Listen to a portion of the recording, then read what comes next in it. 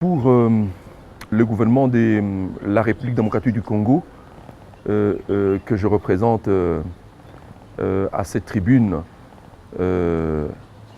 c'est un grand honneur que d'avoir été convié ici pour cet exercice de partage d'expériences et de connaissances avec les autres pays de la région du sud de l'Afrique.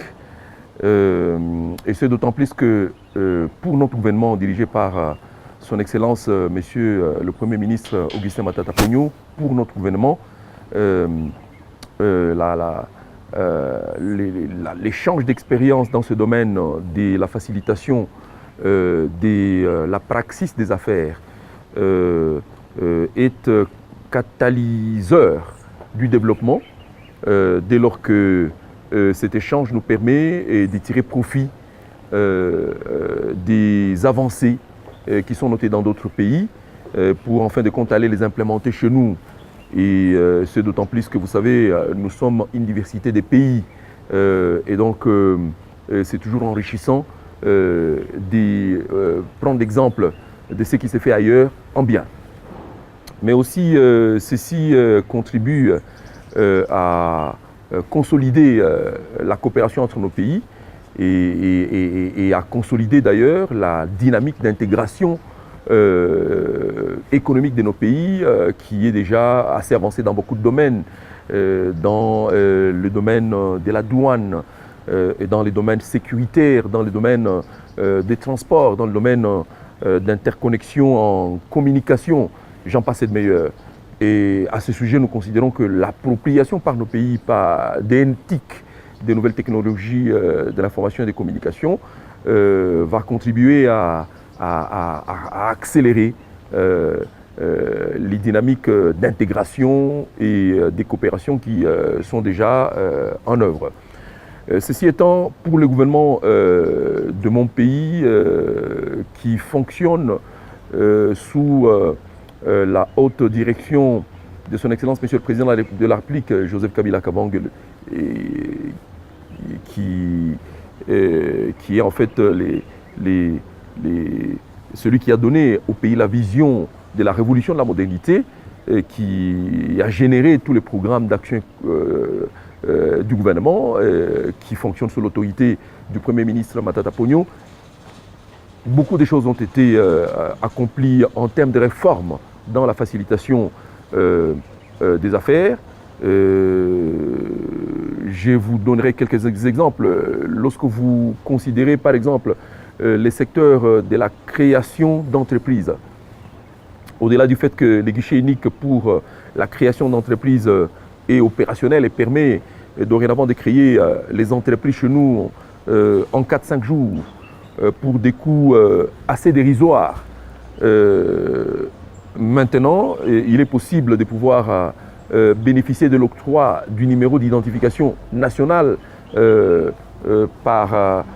automatiquement parce que la procédure d'informatisation de l'octroi de ces documents importants pour les hommes d'affaires a été accomplie.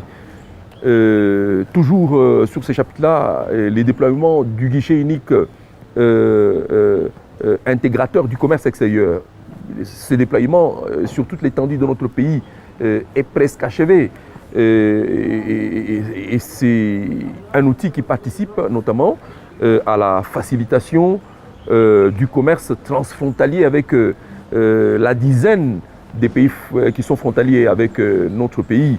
Dans notre pays, par exemple, à la date d'aujourd'hui, le formulaire unique de déclaration des cotisations sociales, de l'impôt professionnel sur les revenus et même de toutes les cotisations patronales. Ce formulaire est mis en œuvre maintenant et permet aux entreprises de pouvoir raccourcir les temps qui étaient mis dans l'accomplissement de ces formalités-là dans les différentes administrations. Aujourd'hui, par exemple, le guichet unique pour les raccordements au courant moyenne tension est effectif chez nous en RDC. il y a comme ça beaucoup de réformes qui sont accomplies dans les domaines fonciers, par exemple. Aujourd'hui, dans notre pays, il existe des comités d'arbitrage des conflits fonciers qui sont opérationnels.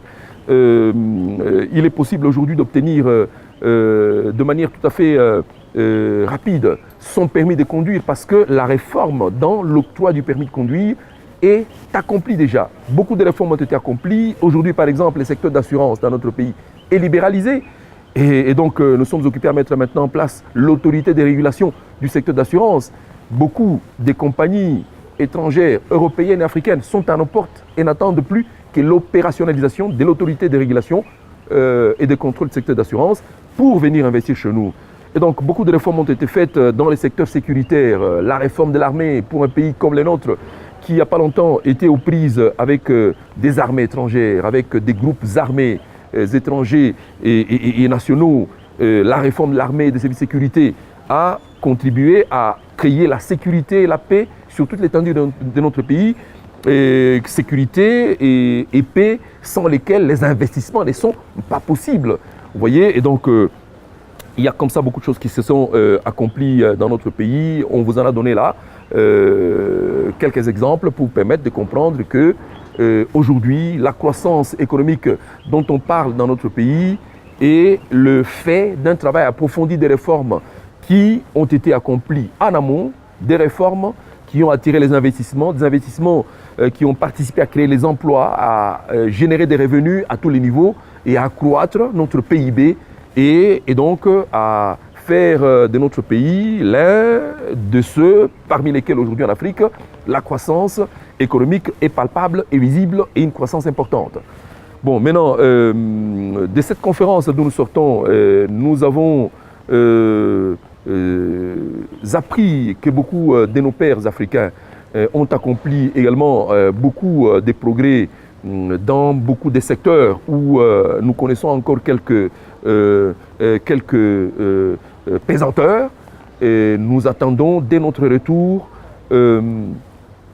évaluer les réformes qui ont été enclenchées dans notre pays pour opérer les ajustements nécessaires et qui soient à même de permettre à notre pays dans les années à venir de compter parmi les pays qui ont des références palpables et concrètes en matière des réformes sur les doing business, et qui n'est pas un discours en soi, mais qui est le moteur du développement économique dans nos pays. Merci.